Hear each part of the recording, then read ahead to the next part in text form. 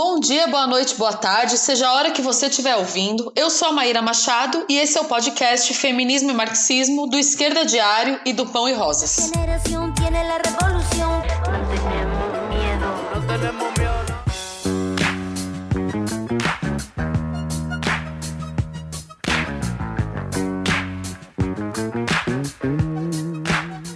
Oi, gente! Hoje o nosso podcast vai retratar a indignação e revolta com o desastre das enchentes, desabamentos e mortes de centenas de pessoas, fruto da irracionalidade capitalista, também em relação às ocupações urbanas. Mas antes de mais nada, eu quero me somar à luta pelo aparecimento de Bruno Pereira e Dom Philips, que sumiram na Amazônia enquanto faziam uma reportagem denunciando o garimpo ilegal. Bolsonaro, Mourão e os militares são responsáveis. Os indígenas, gente, mostram um caminho hoje. E as grandes centrais sindicais, como a CUT e a CTB, devem sair da paralisia, mobilizar e unificar os trabalhadores, aos indígenas, à juventude, às mulheres, na luta por justiça por Dom e Bruno e todos os mortos pelo agronegócio. A morte desses dois ativistas também mostra a luta pela posse da terra e por moradia no campo. Nas cidades, o problema das moradias irregulares e da ocupação de lugares precários para viver é um problema endêmico do capitalismo, que se aprofunda no ritmo da crise econômica e social. Gente, são mais de 5 milhões de domicílios irregulares no nosso país. E essa situação explode nas tragédias que são chamadas pelos poderosos e pela grande mídia de desastres naturais, sendo que são desastres causados justamente pela ganância e irracionalidade da sociedade capitalista. Foi isso que causou as 129 mortes em Pernambuco nesses últimos dias, mais de 200 mortes, na verdade, em Petrópolis, a tragédia na Bahia e centenas de pessoas em Mariana e Brumadinho, em Minas Gerais, poucos anos atrás. Somente de janeiro a maio desse ano foram 478 óbitos com as chuvas, concentrando 27% das mortes por chuva dos últimos 10 anos.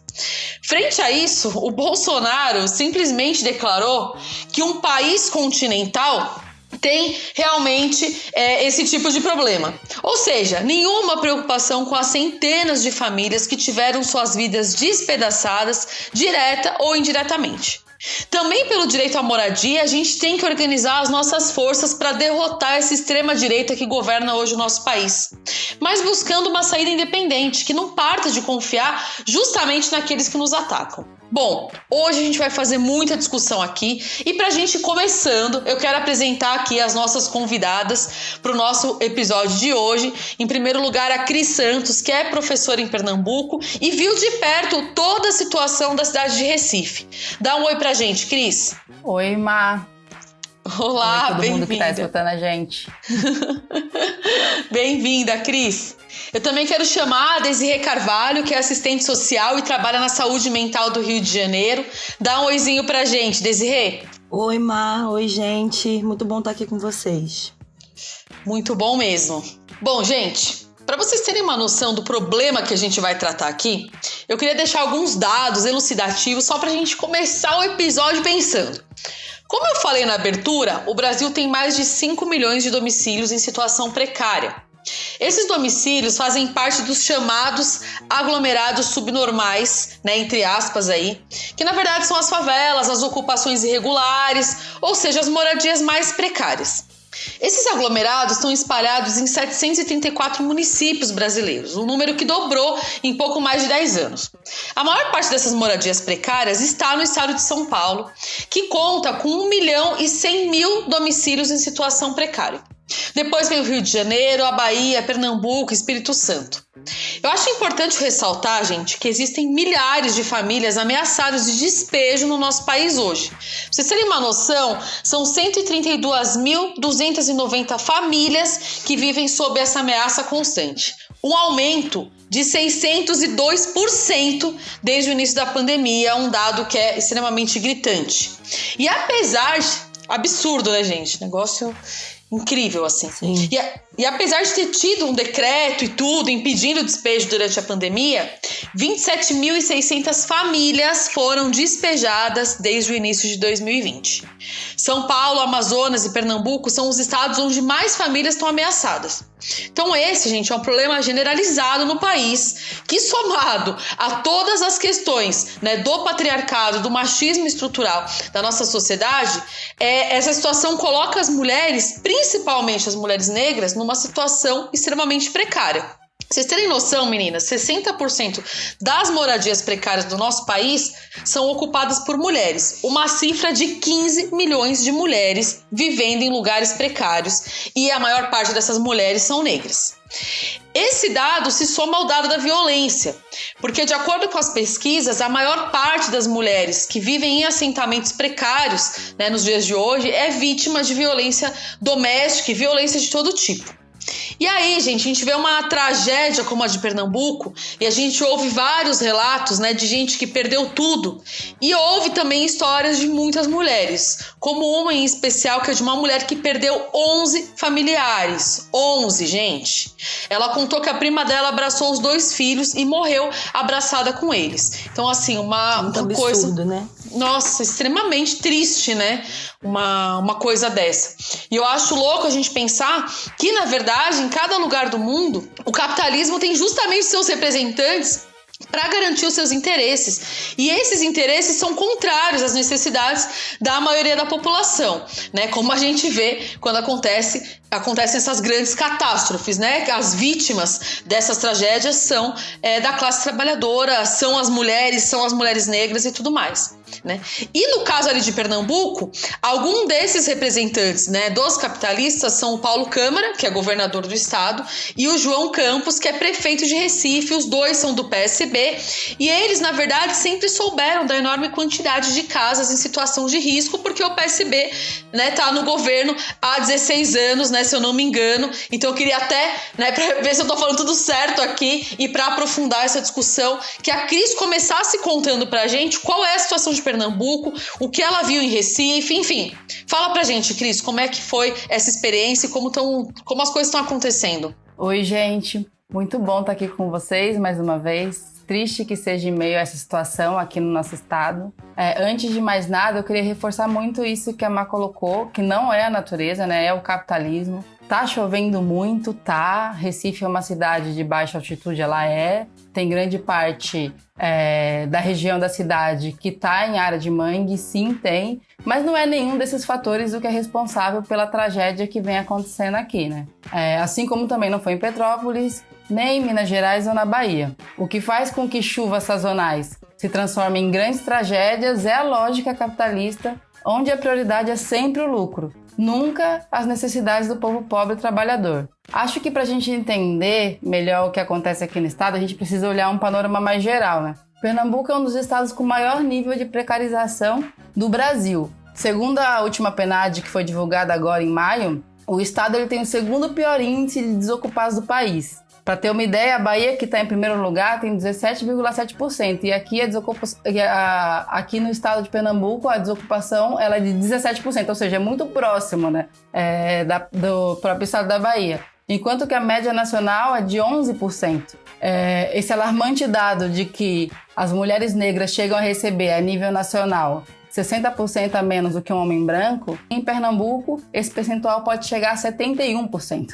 A informalidade ela atinge mais de 52% da população ocupada. Enquanto o rendimento médio do trabalhador ocupado no Brasil é de R$ 2.447, o que já é baixo. O estado, o último dado que a gente tem, que é do primeiro trimestre de 2022, é que o rendimento médio do trabalhador em Pernambuco foi de R$ 1.740, ou seja, é bem abaixo de um rendimento nacional que já é baixo. E a gente olha então, no cenário de precarização, de redução do poder de compra, porque também tem inflação, ao mesmo tempo que a gente tem esse dado absurdo do rendimento médio do trabalhador e da trabalhadora no estado. A capital, que é Recife, é a segunda, o aluguel mais caro de todo o país. E isso é um dado recente, de setembro do ano passado. Então a gente vê, onde será que toda essa massa que recebe um salário que não alcança para pagar o aluguel está morando? Se a gente está falando de uma das cidades com maiores custos de aluguel do país, que é Recife. Então essas pessoas estão sendo empurradas para as encostas dos morros, para as palafitas, para os locais inseguros, né? Para morar em locais inseguros, porque simplesmente o salário não alcança para pagar um aluguel.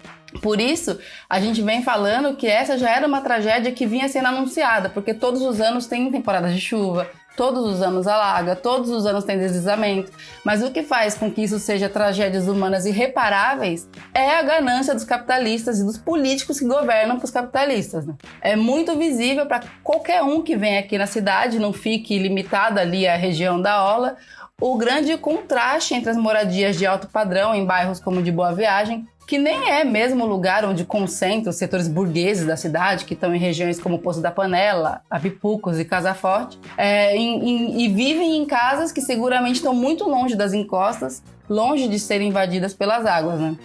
E isso contrasta bastante com as moradias mais para dentro da cidade, ou que a gente vê quando a gente pega a rota para a zona da Mata Norte, por exemplo. Muitas casas em encostas, que você olha e vê, vai chover e isso vai ser um grande risco para as pessoas que moram aí ou estão próximas daí. E respondendo isso, do que a gente está vendo aqui em Recife é justamente essa materialização desse descaso dos governos, por um lado, e por outro, uma força imensa dos trabalhadores da população pobre se virando, realizando eles mesmos os resgates sobre a lama, que tem muita solidariedade de muitos lados e também muito ódio de classe, né? Porque do lado dos patrões o que a gente viu foi absurdos, como shoppings querendo abrir no meio da calamidade total, e dos políticos a gente viu o prefeito aparecendo só pra foto, coisas falando bobagens. Não, e esse negócio do shopping eu fiquei de cara. E teve um shopping que abriu, né, Cris? Teve um shopping que acho que era de São Paulo que abriu, né? Teve um shopping que abriu. Sem noção, sim, né? E uma coisa que eu ia comentar é que inclusive o João Campos, me parece, né, postou que a Tabata Amaral ia ser madrinha de casamento, mas que largou tudo pra estar lá com ele, né? Foi isso que aconteceu? Sim, isso foi absurdo, porque como que você vai na frente de alguém que acabou de perder a casa inteira, que não sabe se perdeu familiar, que tá familiar desaparecido, e a grande notícia, o grande acontecimento é que a Tabata Amaral perdeu de ser madrinha de casamento. Aí você vê como chega a ser sem noção, né? Abre a boca pra falar besteira. Você já pegou na abertura, né? Aqui a gente tem 15 anos de governo, 15 anos ininterruptos de governo do PSB, tanto a prefeitura quanto o Estado, né? Porque é o João Campos o prefeito e o Paulo Câmara no governo do Estado. Não, e só para deixar marcado aí, né, que esse partido, o PSB, né, é o atual partido também do espancador de professor Geraldo Alckmin, atual vice do Lula e também do Freixo aqui no Rio de Janeiro, né? Então tem aí um histórico né, de políticos que não tem nenhum cuidado, né, com a população, assim, pelo contrário, sim, super, né? Pelo contrário. Inclusive, gente, quando o Alckmin era governador de São Paulo, acho que vocês devem lembrar, né, que tinha a ocupação do Pinheirinho e que, na verdade, assim, né, teve uma repressão brutal, inclusive com, assim, casos de abuso sexual contra as mulheres e tudo mais por parte da polícia, etc. Então, esse Alckmin aí, mandante da repressão no Pinheirinho, entre outras coisas, mas pra gente, né, como tema que é justamente sobre a questão da ocupação urbana, né, esse é o cara que hoje em dia fica dando uma que apoia os pobres, que apoia as lutas sociais, né, fica até de nariz tapado ali no meio dos sindicalistas e tudo mais, mas que é um cara da direita tradicional, que adora uma boa repressão, enfim, esse é o Alckmin, que aí é o vice do Lula, então acho que é importante mesmo a Desirê ter marcado essa questão. Sim, justamente, é como operam esses partidos que governam para a burguesia, né? Na hora que acontecem as catástrofes, eles aparecem para foto, mas a gente sabe muito bem o que eles fazem no cotidiano contra a população pobre, contra a população trabalhadora, né? Aqui, na cidade, uma região que foi muito impactada foi uma região da zona metropolitana do Recife, que é Jaboatão dos Guararapes.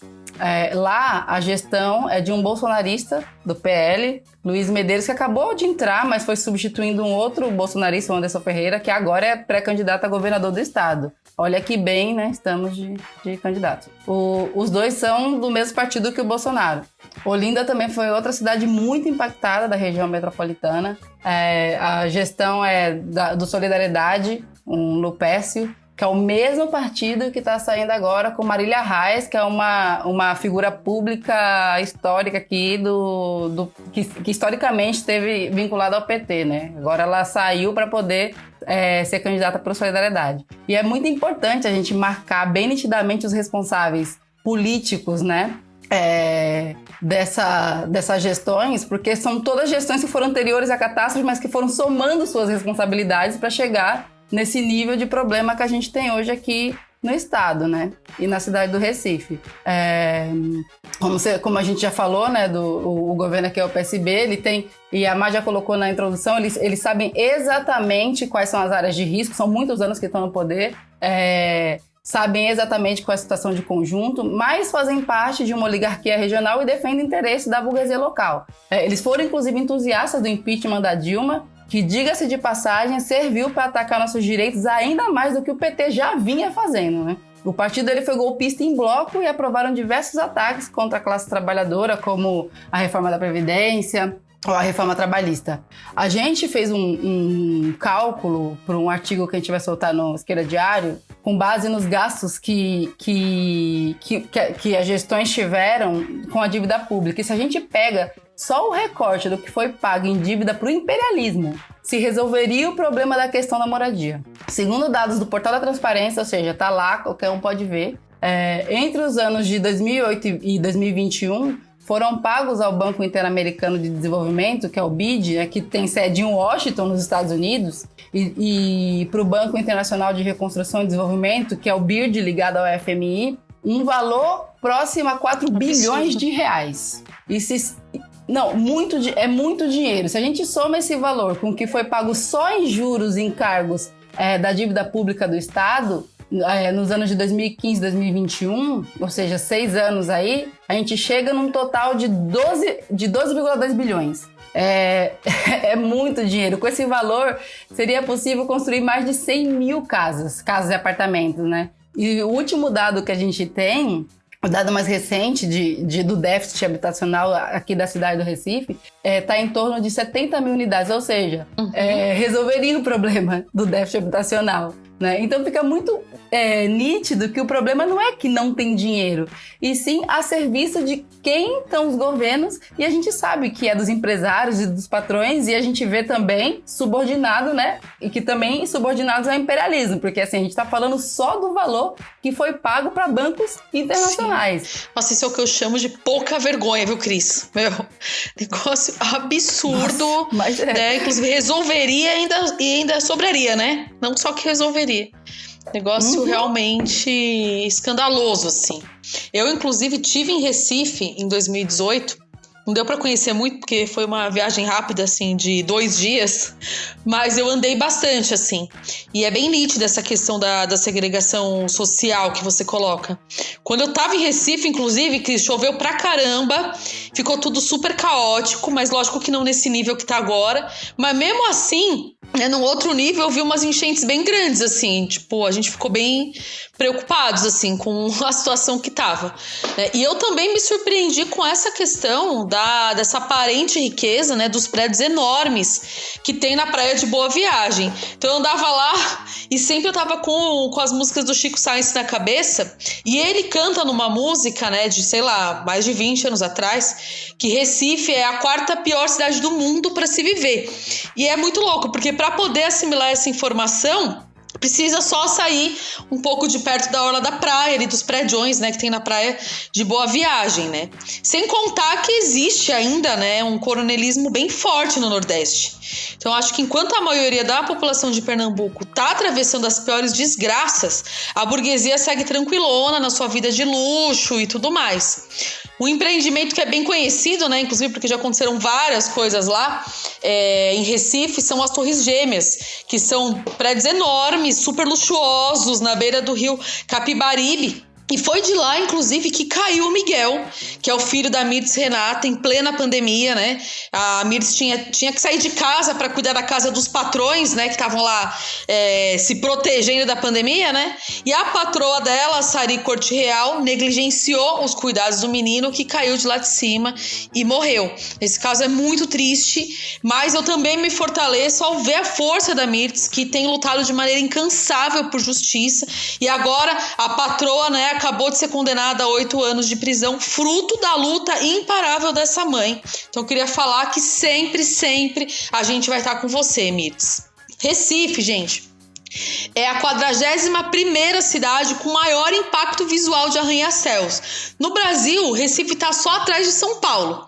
Então, além disso causar um imenso contraste na cidade, né, conhecida como a capital da desigualdade, as sombras dos arranha-céus de Boa Viagem impedem que os banhistas possam desfrutar do sol na praia à tarde, né? Enquanto garante para essa burguesada toda que mora ali uma vista maravilhosa, né? Porque esse pessoal que tá vendo a praia lá de cima. E é lógico, né, gente? Tirando exatamente, né, tipo, o sol das pessoas na praia, né? Exato. Esse nível, né, da burguesia, exato, inclusive, né? Nem o sol você tem direito. Até o sol é só deles, né? Coisa de louco, né?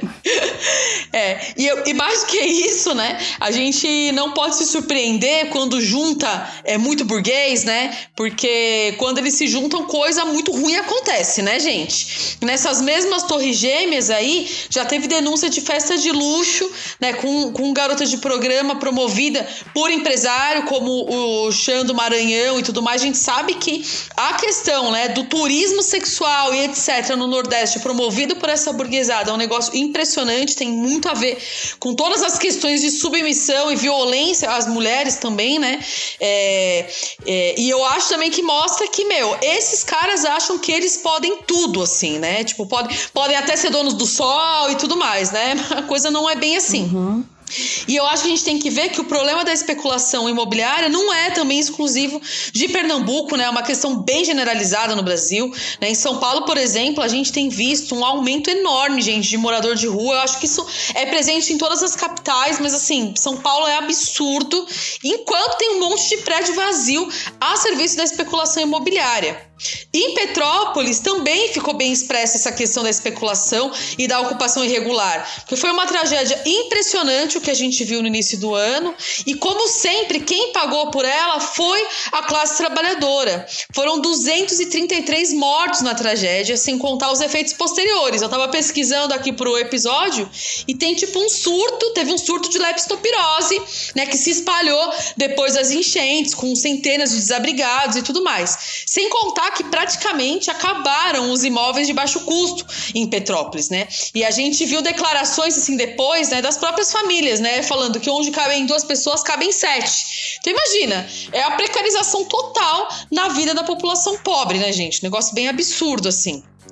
E eu acho que tudo isso a gente não pode separar de tragédias como a de Brumadinho, de Mariana, e inclusive em Brumadinho tem ainda gente que não foi encontrada, né? Então é uma tragédia total, né, que a gente viu em Minas Gerais também por culpa da Vale e dos governadores que permitem esse nível de intervenção na natureza para mineração, né? A Vale é assassina. Em 2021 ela lucrou mais de 30 bilhões em 3 meses, enquanto as vítimas e as famílias das vítimas de Brumadinho seguem numa situação degradante. E, gente, é óbvio, né? Como a gente já falou aí desde o início, são as mulheres trabalhadoras as que mais pagam por todas essas desgraças. Não, com certeza, Má, isso que, né, esses dados, assim, né, inclusive, né, você falou aí de Petrópolis, né, em Petrópolis tem uma coisa chamada laudênio, que é um imposto que as pessoas até hoje pagam para a família real. Nossa. Imagine que você até hoje, para você morar numa casa, em Petrópolis você precisa pagar um imposto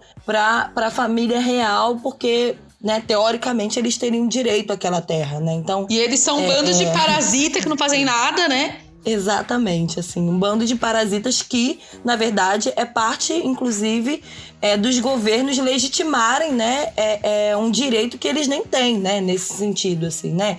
Então, esses dados, assim, né, que você traz, é muito importante porque, né, não dá pra gente desassociar né, acho que você, a Cris trouxeram, né, que a falta de moradia, né, hoje moradias precárias, elas estão totalmente associadas ao que é o próprio capitalismo, né, e isso se aprofunda muito se a gente for pensar o Brasil a partir do que é o racismo estrutural de um país marcado pela escravidão como é o Brasil, né. Se a gente for voltar no período pós-abolição, a moradia ali, naquele momento, ela já era um direito que não era garantido, né, para os negros e negras recém-libertos, né? A burguesia, né, podia até naquele momento ter acabado, em última instância, com os cativeiros, mas mantinha as precárias condições de vida e de trabalho, e isso ainda era somado a uma política higienista, né, que se apoiava diretamente, né, em cientistas, né, que propunham um projeto de reorganização da cidade, que se justificava, na verdade, a retirada, né, dos negros e negras, dos trabalhadores, culpando eles pela sujeira e as doenças dos centros urbanos, né? Eles, inclusive, eram caracterizados como os vetores e portadores dessas doenças, né? Então, se criaram leis, né, que na prática o que fizeram foram expulsar dos centros das cidades e empurrar, assim, né, como a Cris estava colocando, por exemplo, né, também, né, de Recife, né, também essas pessoas, né, das encostas dos morros, né, para as moradias irregulares e para os subúrbios das cidades, né, então cada vez mais segregados, né, e é muito doido a gente pensar nisso, né. Eu trabalho no CAPS-AD, no Centro de Atenção Psicossocial aqui no Rio, né, que atende pessoas que fazem uso, né, abusivo de álcool e outras drogas. E ainda hoje, né, algumas concepções, né, ditas científicas, né, agora, né, ligada ao uso de drogas, também são parte, né, de uma política de segregação da população negra, né, uma política diretamente racista, que faz com que a maioria dessa população que acessa esses serviços continue sendo segregada ou reprimida, assim, né? Então não é por acaso, né, a gente poder retomar esses elementos históricos, né, de como se constitui, inclusive, né, a organização das cidades, não é por acaso a gente perceber que as principais vítimas dessas tragédias sejam, em sua maioria, negros e negras e trabalhadores, porque isso é parte de uma herança, né, desse passado da escravidão que hoje a gente percebe que ainda é sentido na carne, né? Não só em Pernambuco, mas em todo o país, assim, né? Exatamente, assim, né? E a MASC trouxe, né, um pouco, né, desse panorama, né, do último ano, de como é que foi a situação, né, dessas tragédias capitalistas, né, que teve aqui no Rio, em Petrópolis, no sul da Bahia, no norte de Minas, fora os alagamentos, né, que são em última instância recorrentes devido às fortes chuvas, né, porque acontece em todo o país, assim, né? Em São Paulo, né, que tem um alarmante aumento, né, de pessoas em situação de rua, inclusive com morte, né, de pessoas pelo frio, assim, né, a gente está passando de novo, né, para um momento, né, de aumento, né, do frio, e tem uma preocupação com essa população que também não tem acesso à moradia e, nesse caso, diretamente mora nas ruas. Sim. E pode morrer de frio, né, isso numa capital, assim, na capital mais rica do país, né, pra gente ver a contradição, né, exatamente disso, assim, né, e em todos esses estados, né, a população mais afetada são de maioria negros e negras, né? Acho que é importante a gente poder também colocar isso, né? Para além do elemento, né, de serem também, em sua maioria, mulheres, assim, né? Que quando a gente coloca, inclusive, né, que a culpa é do capitalismo, né?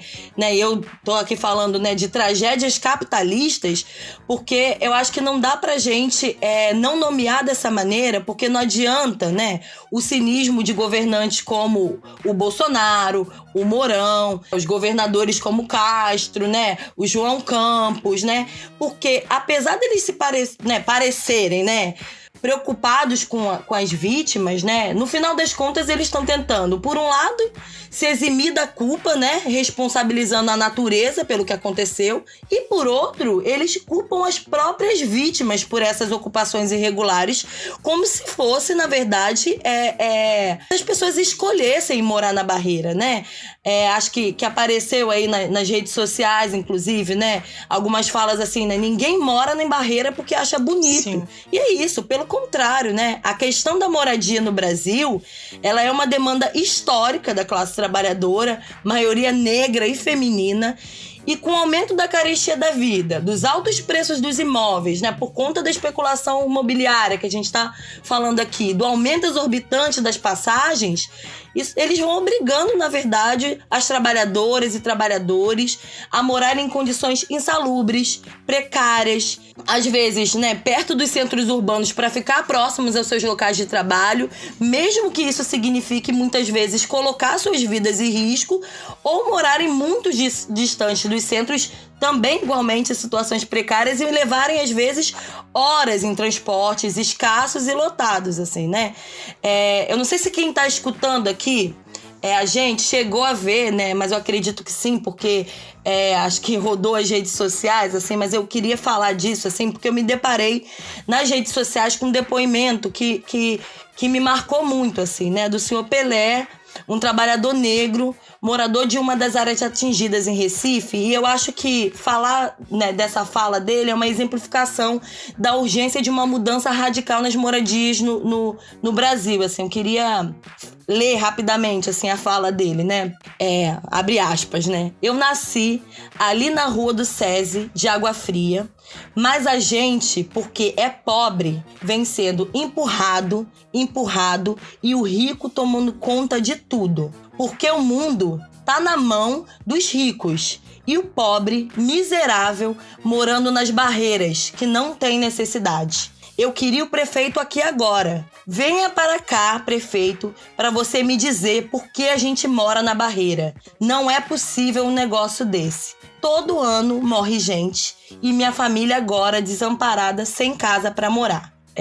Acho que essa fala, nossa, assim, muito né, do pesado, Pelé, muito pesado. É bem forte. É muito forte, assim, né? Inclusive, Deis, quando eu tava falando da expressão de ódio de classe, me veio... Eu pensei nisso também. Eu tava pensando no roteiro, eu tava pensando muito nessa fala dele, porque eu vi quando ele deu esse depoimento. Inclusive, ele tava esperando. Foi muito forte, porque o neto dele, nesse momento, ainda não tinha sido resgatado, né? Foi depois que a gente recebeu a notícia. Pesado, gente. A pior notícia. Exatamente, assim, né? Ele perdeu seu neto nessa tragédia e ele ainda segue, né, denunciando que os prefeitos, todos os anos, né, chegam prometendo que vão resolver o problema e nada se resolve, assim, né? E é isso mesmo, né? Todo ano, nos períodos das chuvas, a gente se depara com essas tragédias que até mesmo o genocida negacionista, né, de marca maior, Bolsonaro, teve que dar o braço a torcer e dizer que são tragédias previsíveis. Mas a pergunta, eu acho, né, que acho que a gente tá tentando aqui trazer, né, que se são previsíveis, por que todo ano, né, tem vítimas fatais, pessoas que perdem suas casas? E mais do que isso, né? Se são previsíveis, por que não tem um plano para combater e para que isso não aconteça, né? É bem isso mesmo, Deise, que você colocou. Se são previsíveis, né? Por que segue acontecendo e com vítimas, né? É aquilo que a gente estava falando, é serviço de quem que estão esses governantes. É essa a questão, né, que fica, e que essas tragédias acabam respondendo, né, que não estão a serviço do povo trabalhador e pobre. E essa relação que você colocou do problema estrutural das moradias e o racismo, aqui no Recife a gente vê, e muito, assim. E vemos porque as pessoas que residem nessas regiões precárias são, em maioria, negras, basta a gente olhar, né? A ocupação de Recife, ela está muito ligada com o próprio processo da abolição, que você pegou muito bem na sua fala. Desse deslocamento das massas negras para a cidade sem nenhum tipo de assistência, de política para o trabalho, de moradia, nada, né? É interessante porque aqui a palavra mocambo, ela é associada à moradia precária, né? Um tipo de moradia precária onde majoritariamente viviam negras e negros. E houveram, inclusive, muitas políticas bastante racistas de desmonte dos mucambos na cidade, inclusive. Uma das avenidas mais conhecidas aqui, que é Agamenon Magalhães, tem o nome, inclusive, de um político que foi marcado por essa política de desmonte dos mucambos. E a palavra mucambo tem esse sinônimo dessas construções rústicas e precárias. Na realidade, ela significa, na língua quimbundo, ela se referia justamente a comunidades quilombolas de resistência, como são os quilombos. Né? Quilombo é sinônimo de mucambo, no sentido de local onde se reúnem negros e negras e resistem, né? Enfim, é bastante sintomático de quem eram as pessoas que viviam nesses lugares, né? E em 1923, aqui no Recife, o número de pessoas vivendo em mucambos era maior do que o número de pessoas que moravam nas moradias ditas formais, entre aspas. E a divisão era de classe, nitidamente de classe, porque era nos mucambos onde viviam os amarradores dos portos, onde viviam os trabalhadores e trabalhadoras das fábricas. E isso contrasta, por outro lado, com o que a gente vê em toda a região próxima da orla. É muito essa imagem que a Má passou bem de quando ela veio aqui na cidade. E você tá lá na orla e vê aqueles prédios chiques, claramente de pessoas com muito dinheiro vivendo ali, e que não só na orla do mar, mas também nas margens de alguns rios aqui e próximas a regiões de mangues, a gente vê essas construções de alto padrão que são caríssimas e onde o povo pobre e trabalhador só entra pela porta de serviço.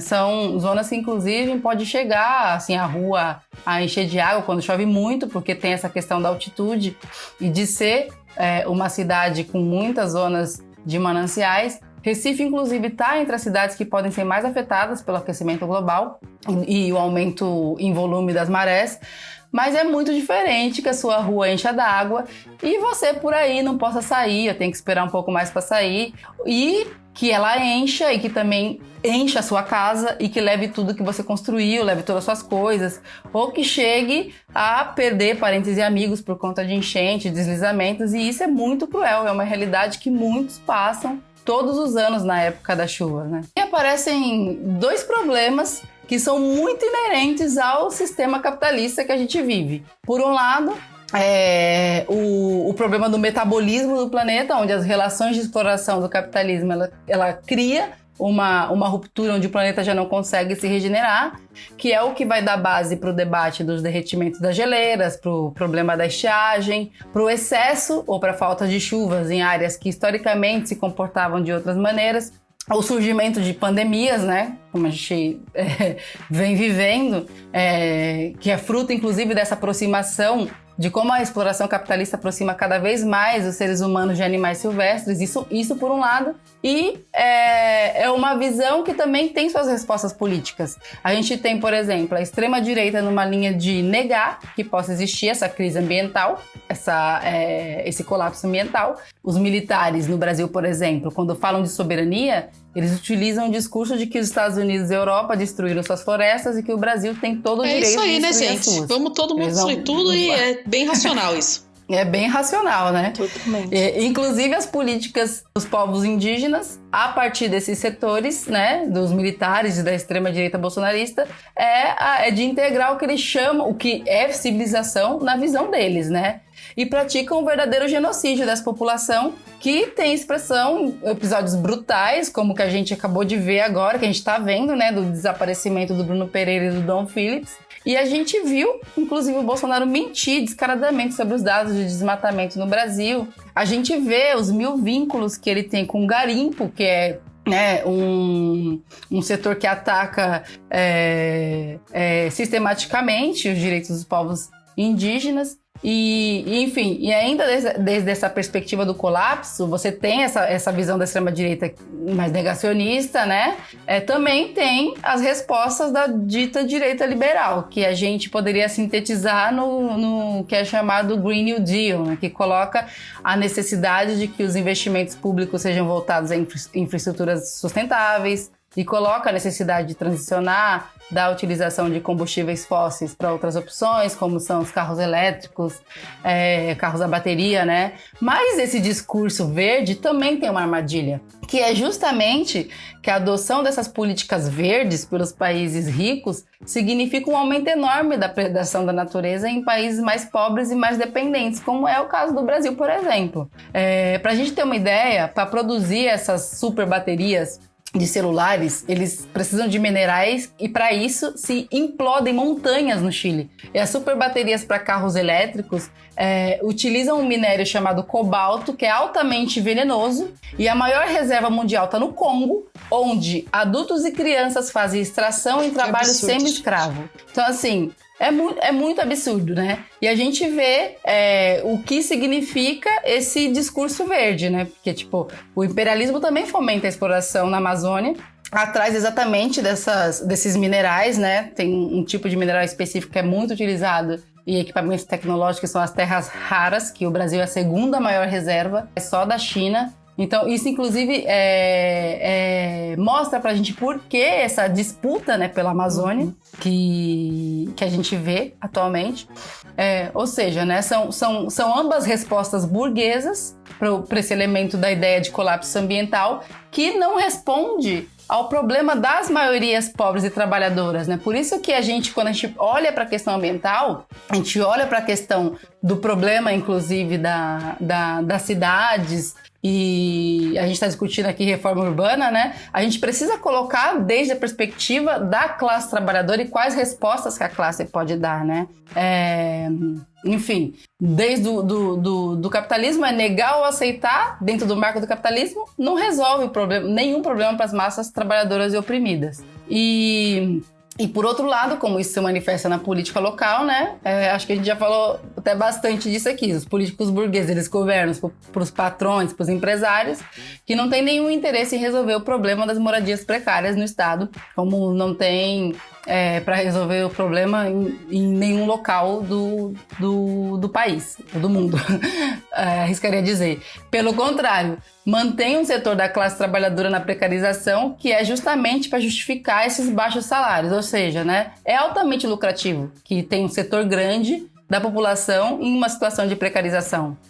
Já tiveram outras enchentes de grandes proporções aqui na cidade do Recife. Em 1975, durante o governo militar, uma enchente deixou 107 pessoas mortas e centenas de milhares de desabrigados. E não foram resolvidos os problemas estruturais que causaram aquela enchente. Por isso vemos a tragédia se repetir. A gente parte de que a gente não pode aceitar que isso siga acontecendo, né? Por isso a gente, desde do Põe Rosas, do Movimento Revolucionário de Trabalhadores, do qual a gente faz parte, a gente vem colocando a necessidade, além de um plano de emergência imediata para socorrer as vítimas, a necessidade da luta por uma reforma urbana radical. E o que é isso, né? Uma reforma urbana radical. Partir do que a gente chama de plano de emergência, né? Já de cara, todo imóvel ocioso, colocar para que seja ocupado pelas famílias que hoje estão em áreas de risco e disponibilizar os meios para que elas se reestruturem, né? Isso como parte desse plano emergencial. E uma reforma urbana radical significa, inclusive, ter as prioridades. De como se utiliza o espaço urbano, né? Envolve um grande plano de obras públicas, construção de moradias em áreas seguras, com acesso a saneamento, transporte, grande obras de manejo de águas das chuvas, essencial para uma cidade com as características do Recife, com o estado com as características de Pernambuco, que tem problemas de acesso à água no interior, por exemplo. Se a gente tem tecnologia que pode interligar cabos de comunicação entre continentes, como a gente não pode construir quilômetros de tubulações que permitem o manejo de águas de uma região para outra? É uma questão de prioridade, né? Uma questão de pensar as cidades de forma que o que se precise responder seja a necessidade do povo trabalhador e pobre. Cris. E a gente não vê isso desligado de uma resposta operária da classe trabalhadora, né? Porque isso a gente só vai conseguir lutando. Não vai ser um governo burguês que vai, de repente, ser iluminado e resolver os problemas da nossa classe. Pra Exatamente. Vocês. Então, eu acho bem, bem importante isso mesmo, Cris, que que você coloca, porque é muito doido, né? Tipo, eu falando com meus alunos, por exemplo, eles, professora, como aconteceu isso em Pernambuco? Se lá falta água. Eu falei, pois é, justamente, gente. Parece que, né, que é loucura, mas não, tipo, tem um não planejamento, tipo, urbano e tudo mais para que isso aconteça, ou na verdade um planejamento que é esse, que não pensa na maioria, né, um planejamento que garante lá para os ricos estarem lá em cima e não sofrerem com as enchentes, enquanto a maioria da população, né, sofre, enfim, todo tipo de problema fruto das enchentes e tudo mais. E inclusive falando dos alunos, essa semana a gente estava discutindo sobre o futuro do planeta, né? E aí a discussão era, na aula de filosofia, se a ação humana interfere na biosfera, né? Eu falei, e aí, mas o que vocês acham, né? Começa aquele fuzuê de aluno comentando, não sei o quê, pensando. E aí eles falaram, não, realmente, né? A ação humana é determinante. E aí eu comentei com eles que essa ação pode ser reversível e de fato ameaçar a nossa espécie, né, o planeta e tal. Aí o povo fica serião e fala, nossa, momento de seriedade aqui, né? E aí o debate foi para aquilo, né? Mas bom, se a gente é diferente dos outros animais por um aspecto que é o trabalho, né, e a transformação da natureza, a gente tem que realmente questionar essa sociedade que, enfim, se utiliza do que é necessário, que é transformar a natureza para que a gente possa viver melhor, para, na verdade, extrair o lucro para meia dúzia de pessoas e a maioria das pessoas, da população, viver pior, né? Então, acho que essa discussão ela é muito interessante, assim, e que um setor da juventude possa enxergar, né, bem concretamente, esses fatores, assim, né? Porque, enfim, tudo em volta do lucro é totalmente irracional e perigoso e não tem mais como esconder, né? Apesar da extrema-direita, né, como a Cris colocou, ficar escondendo, né, fazendo de conta que isso não existe, tá na cara de todo mundo que as tragédias estão acontecendo. E no nosso país, em que o agronegócio é super poderoso, então, os efeitos do desmatamento são brutais, né, e eles não estão somente ligados às mudanças climáticas, mas como a gente vê no Brasil, né, a perseguição aos indígenas e uma série de coisas. Não sei se vocês já viram, meninas, um documentário que se chama Sob a Pata do Boi. É um documentário que você assistam. Eu também não. Muito, muito, muito interessante, assim. Você acessa gratuitamente aí no YouTube, né? Ele mostra a ocupação da Amazônia para poder desmatar e fazer o pasto. E aí tem uns caras lá que são entrevistados que eles explicam lá. Eles falam assim, tem que chegar e queimar tudo. Queimar tudo e etc. Você fala, mano, como assim, né? Nossa, que bizarro. Para colocar boi para passar. É um documentário de 1 horinha, assim, mais ou menos. E o mais interessante é que, assim, tem muito boi pastando no Brasil, né? Um dos lugares onde mais pasta aí boi, né? Só que a gente não pode comer a carne que é produzida também. Então, desmatam a floresta para poder fazer pasto, para poder produzir carne e, tipo, a população brasileira não tem acesso à carne, né? Sem contar as atrocidades contra as indígenas, né, promovidas pelo agronegócio. A gente viu há poucos dias atrás, né, uma menina Yanomami que foi estuprada até a morte, uma coisa assim inconcebível, que é reflexo do patriarcado e do capitalismo, onde a vida das mulheres indígenas não vale nada, né, assim como a das mulheres negras e as mulheres trabalhadoras. Então, assim, é claro que é preciso combater muito fortemente essa extrema-direita que governa hoje o nosso país, né, governa a partir do interesse do agronegócio, dos grandes capitalistas, e a gente tem que combater se é que a gente quer ter direito ao futuro. Mas apesar de todo o ódio que a gente tem desses setores, a gente não pode esquecer que o agronegócio não surgiu com o governo Bolsonaro, né? Parte do crescimento do agronegócio se dá ainda no governo Lula, não somente em relação à exploração desenfreada, né, da terra e etc., e dos lucros exorbitantes desse setor, mas também porque esse setor foi ganhando peso no parlamento, né? Esse peso que eles vêm ganhando vem dos anos de governo do PT, né? Que participou aí, né? Era governo quando foi formada e fortalecida a chamada bancada do boi. E o mais incrível, gente, eu não sei que idade vocês tinham aí na primeira eleição do Lula, mas eu já era adulta e eu lembro bem do Lula falando que ele ia fazer a reforma agrária numa canetada, né? Coisa que não aconteceu. Na verdade, aconteceu o contrário, né? Como a gente tem visto nos últimos anos, que é o aumento das grandes propriedades da terra, né? Assim como o aumento da concentração de renda. Pra vocês terem noção, De acordo com o Censo Agropecuário de 2017, a estrutura agrária no Brasil se concentrou ainda mais nos últimos 11 anos, período que esse levantamento foi feito. A questão do latifúndio no Brasil é muito séria, é garantida por lei, e eu acho importante falar das batalhas não dadas, na verdade, pelos governos do PT, porque a gente está caminhando aí mais uma vez para as eleições e o PT tá aliado com a Alckmin, né? O Lula tá aliado com a Alckmin, a chapa Lula-Alckmin, né? E a gente sabe bem, como a gente já falou aqui, que esse é um cara ultra neoliberal, ajustador, e que também, né, a gente também sabe que essa história de conciliação do PT também não é uma história nova. O vice do Lula nos 2 primeiros mandatos foi o José Alencar, que além de ter sido um mega empresário, foi a favor do golpe de 64. E depois o vice da Dilma, como todo mundo sabe, né, era o vampirão, né, o Temer, que assumiu o país depois do golpe institucional de 2016, que a Cris bem colocou já, né, serviu para poder atacar ainda mais os nossos direitos. Então acho que é preciso ter em conta que essa política de conciliação não fortaleceu somente a chamada bancada do boi, mas também a bancada da Bíblia, a bancada da bala e a própria extrema-direita que governa o país hoje, né, com o Bolsonaro à frente. E todos esses setores são inimigos abertamente, né, das mulheres, né? E para responder a essa e a outras demandas urgentes das trabalhadoras e dos trabalhadores brasileiros, é preciso construir uma saída independente para o caso das enchentes, né? A gente precisa defender um plano de emergência que exproprie os imóveis ociosos, como a Cris colocou, para poder, né, conceder aos afetados pelas chuvas, né? Assim como a disponibilização de quartos e salas de hotéis e subsídios para prevenção de deslizamentos e enchentes. E isso deve ser combinado com uma reforma urbana radical que atenda realmente às necessidades de moradia da grande parte da população brasileira. Com certeza, Má. Eu acho que, né, não basta somente a gente estar aqui apontando os problemas, que eu acho que, inclusive, né, é de conhecimento aí da população em geral que sofre cotidianamente, né, com essa inversão, né, que a gente está falando, assim, né.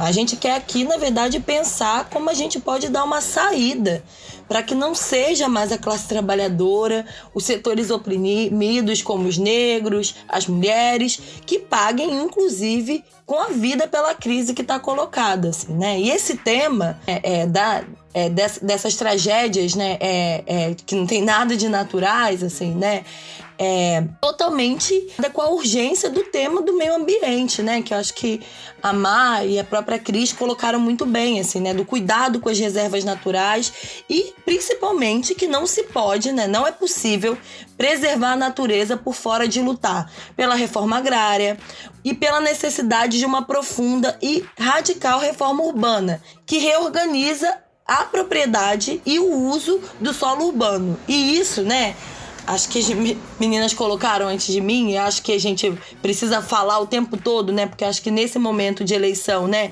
aparecem muitas saídas fáceis para resolver problemas históricos, né, que partidos, né, como o PT não levaram à frente, né?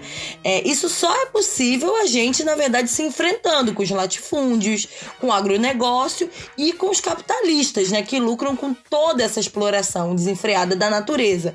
Só assim a gente consegue resolver de fato essa questão, né?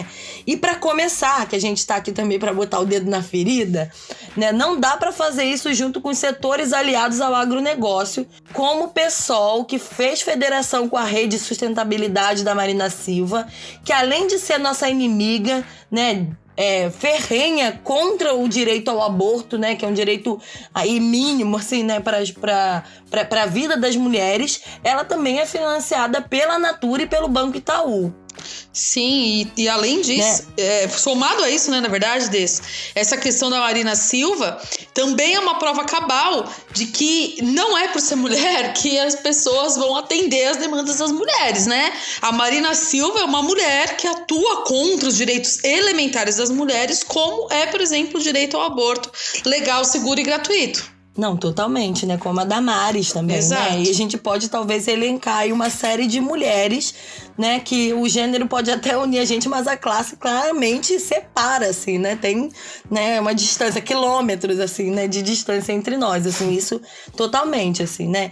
E esse plano, assim, né, emergencial, né? Acho que é bem importante, né? é isso que vocês colocaram antes, né? É que a gente vem falando, assim, né? Que ele deveria estar sendo iniciado desde já, né? Se, né, esses governantes, né?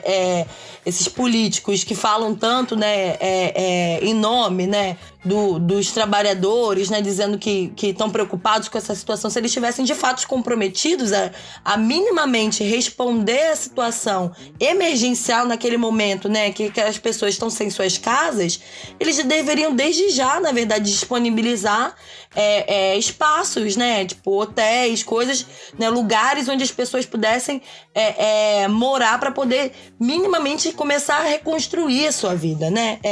E nem isso, assim, né? O mínimo, né? E acontece, né? Porque exatamente pela ganância capitalista, a gente sabe que isso não vai acontecer sem mobilização, né? E isso é interessante, né? Porque a gente tá falando aqui, né, dos políticos, tá falando dos empresários, mas um outro, né, setor, assim, né, ator importante para garantir, né, que essas situações permaneçam dessa maneira é a justiça, né? Que tem um lado e, obviamente, não é o nosso. Então, né, nesse caso, mesmo nos casos, né, previstos em lei, pela Constituição, regulamentados em lei, né, de desapropriação dos prédios desocupados, não acontecem porque a justiça está a favor dos empresários, dos latifundiários, assim, né? Então, quando a gente fala, né, dessa reforma urbana radical, né, é radical mesmo, né? É a gente, na verdade, nacionalizar o solo, expropriar os prédios desocupados, as mansões dos grandes proprietários. Quem deve controlar isso, né? Quem tinha que estar à frente, na verdade, para organizar e dizer como isso deveria funcionar, são os trabalhadores e a população, que é quem sofre diretamente com isso, né? E o Estado, na verdade, caberia a responsabilidade de gerir o uso e a concessão do solo, né? E disponibilizar para moradia todos os imóveis vagos e as mansões, né? E deveria ser, inclusive, estipulado um número máximo de propriedades por família, né? Basta de casa vazia e gente morando na rua, né? Isso é o mínimo, né? Que é uma contradição bizarra, né? Que o capitalismo naturaliza, né? Que tem casa vazia e gente querendo morar, né?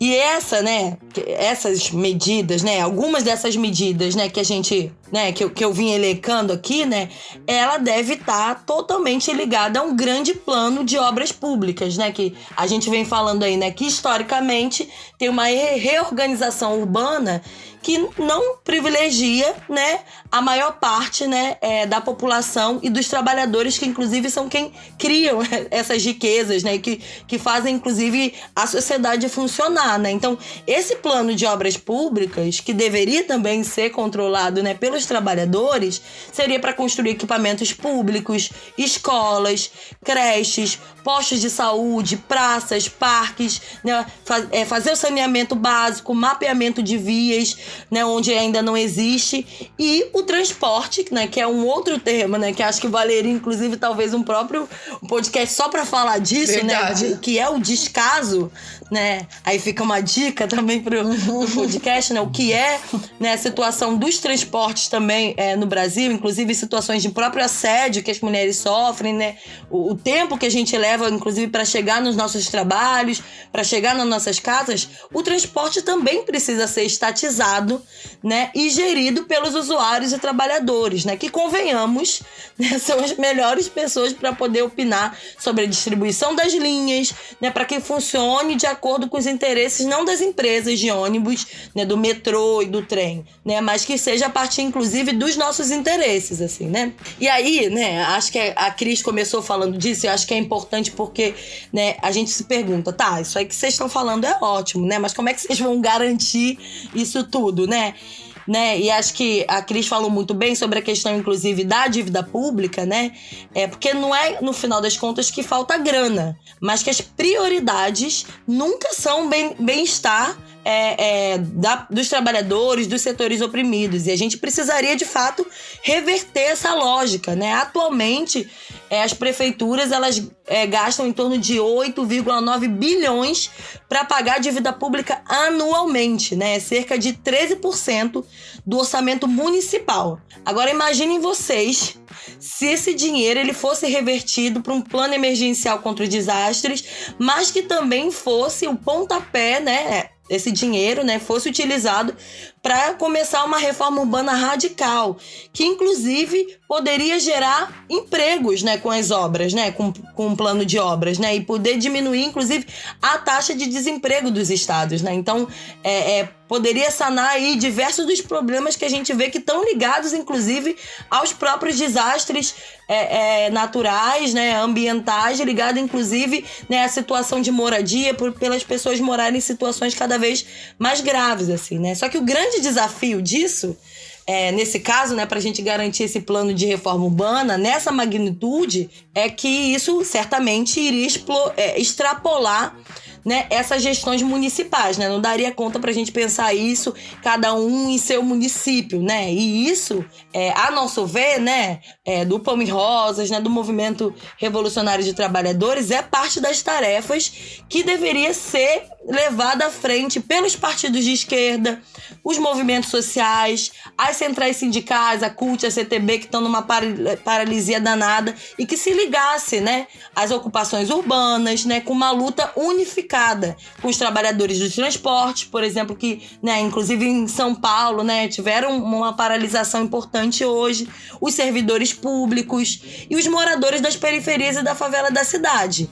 Né, isso eu acho que seria o início, assim, né, o pontapé para a gente começar a pensar aí numa resposta de fato que possa dar alguma uma saída para esse problema que a gente está vivendo, né? E essa situação, né, acho que é importante a gente poder reforçar isso, assim, ataca muito profundamente as mulheres, especialmente as mulheres negras, porque quando a gente fala em precariedade da moradia, das famílias, a gente está falando também de milhões de mulheres que arcam sozinhas pelo sustento de sua família, fazendo malabarismo entre os custos de aluguel, comida, passagem, etc, né? E pra gente ter uma noção, né? Entre 2014 a 2019, quase 10 milhões de mulheres assumiram o posto de chefe de família, né, das suas famílias, né? E essas são mulheres que sofrem fortemente, né, a crise capitalista, né, que a gente, né, já falou aqui em diversos podcasts, mas também são as principais vítimas desses desastres ambientais. Mas que também, né, nesse caso, né, como a gente vem colocando aqui, né, precisam também ser parte dos setores que vão estar na linha de frente contra essa extrema-direita asquerosa, né, que odeia as mulheres, que odeia os negros, que tem que estar na linha de frente contra o agronegócio, né, contra os empresários e os capitalistas, né, como acho que a gente precisa resgatar, inclusive, né, a força, né, como a Cris colocou, né, o ódio de classe, né, dos trabalhadores e trabalhadoras, principalmente, né, que com muita solidariedade, inclusive, vão lá resgatar as pessoas que estão às vezes soterradas, né? As mulheres indígenas, né, que no ano passado ocuparam Brasília com as marchas contra a votação do marco temporal, e elas precisam ser de fato linha de frente nessa mobilização, né? Para que porque isso não vai acontecer sem luta, né? Os grandes proprietários e os empresários de todos os ramos, eles não vão entregar de mão beijada todos esses privilégios, né? E pra gente, né, defender hoje, né, essa reforma urbana radical que esteja à frente dos interesses das mulheres, dos setores oprimidos e da classe trabalhadora, precisa ser uma pauta urgente, que precisa ser defendida agora. Não é nas eleições somente, né? A gente precisa defender isso agora porque as pessoas estão morrendo agora por essa situação. Muito bom, Desirê. Você estava aqui falando e eu pensando isso. As centrais sindicais querendo deixar todo mundo pacificado para garantir uma eleição em paz. Só que é isso que está acontecendo nesse momento, né? Então eu acho que é muito claro que os indígenas, mais uma vez, estão mostrando o caminho agora, se mobilizando, né, nesse combate aí pela questão do Dom e do Bruno, que desapareceram na Amazônia.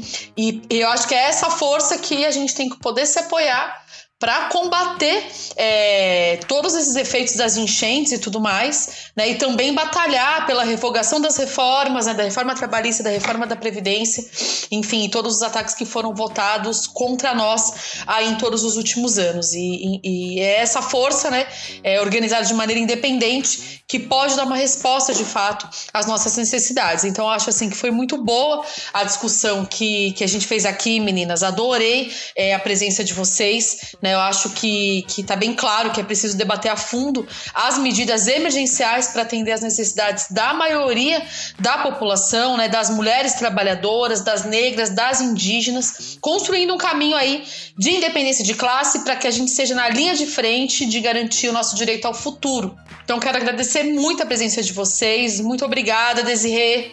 Valeu, meninas. Obrigada pelo convite, Má. Tinha tempo que eu não aparecia por aqui. Podem me chamar aí quando vocês quiserem, viu? Até a próxima. Com certeza chamaremos. E valeu muito, Cris. Tchau, Má. Tchau, Deis, também. Muito bom estar aqui com vocês. Eu só queria deixar um recado que a gente está participando da campanha de arrecadação aqui a partir do sindicato de afiliado, que é a CSP com Lutas. Mas também estão tendo muitas campanhas de solidariedade, na idade em que a gente se encontra, né? Mas também colocar a importância da gente batalhar por esse programa, como a Deis bem colocou, né? Não vai ser de mão beijada que os empresários, os patrões vão entregar os seus benefícios, né?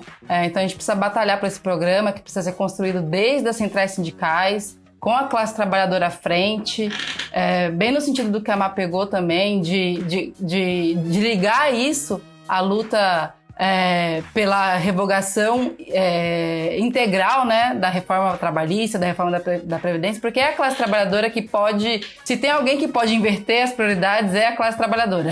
Só ela, né? Cris. Acho que isso é muito importante, é uma demanda democrática radical elementar para pensar essas problemáticas que a gente veio discutindo aqui. E que, mais uma vez, né, recai com peso sobre o setor mais precarizado da nossa classe, mais precarizado da sociedade, que são mulheres e negros da nossa classe, né?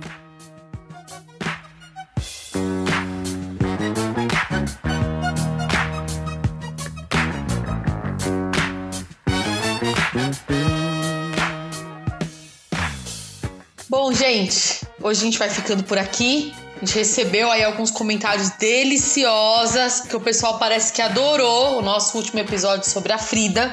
Eu também amei. Achei que foi muito bom.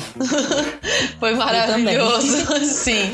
Mas eu vou citar aqui só um comentário hoje, que foi da Charlie Campos, que disse que ama o nosso podcast e também mandou sugestão de debate. A gente vai colocar aqui na fila, Charlie. Eu agradeço muito pelo comentário, pela sugestão, e eu reforço, gente, o pedido para vocês mandarem aí comentários e sugestões pra gente, ajudarem a gente a pensar aí nos temas. Também queria chamar vocês para curtirem, né, e seguirem a nossa página no Insta, Feminismo e Marxismo, também para me seguirem lá no Insta, Maíra Machado, seguirem a Flávia Teles, né, também no Instagram. Inclusive, gente, a nossa outra âncora tá se recuperando da Covid. Aqui cada semana é uma com Covid. Eu acho que isso também está espalhado em todos os estados brasileiros. Eu, no caso, frequento um lugar muito perigoso para doenças contagiosas que se chama escola.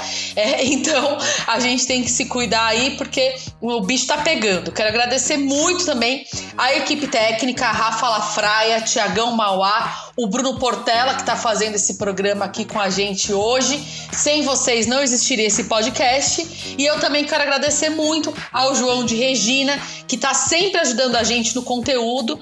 E a gente se vê daqui a 15 dias. Beijão, meninas!